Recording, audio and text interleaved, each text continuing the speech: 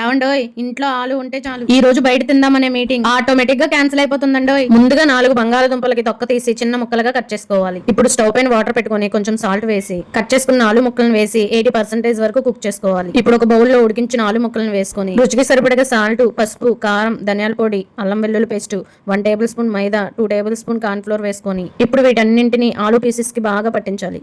ఇప్పుడు ఆయిల్లో ఆలు పీసెస్ ని ఒక్కొక్కటిగా వేసుకొని గోల్డెన్ కలర్ వచ్చేదాకా ఫ్రై చేసుకోవాలి. ఇలా ఫ్రై అయిన వాటిని ఒక ప్లేట్ లోకి తీసుకుందాం. ఇప్పుడు అదే ప్యాన్ లో కొంచెం ఆయిల్ వేసుకొని వెల్లుల్లి, పచ్చిమిర్చి, ఉల్లిపాయలను వేసుకొని 1 నిమిషం హై ఫ్లేమ్ లో టాస్ చేసుకోవాలి. ఇప్పుడు కొంచెం salt, 1 table spoon green chilli sauce, 1 table spoon red chilli sauce, 1 table spoon soya sauce, 1 table spoon టమాటా సాస్ వేసుకొని ఇప్పుడు మొత్తం ఒకసారి హై ఫ్లేమ్ లో 1 నిమిషం పాటు టాస్ చేసుకోవాలి. ఇప్పుడు కొంచెం వాటర్ వేసుకొని మొత్తం ఒకసారి కలుపుకోవాలి. ఇప్పుడు ఉడికించిన ఆలును వేసి ఒకసారి మొత్తం టాస్ చేయాలి. చివరిగా కొత్తిమీర చల్లితే మన ఆలు మంచూరియా రెడీ. లాస్ట్ లో స్పోర్క్ తో గుచ్చుకొని తింటే ఉంటదండి.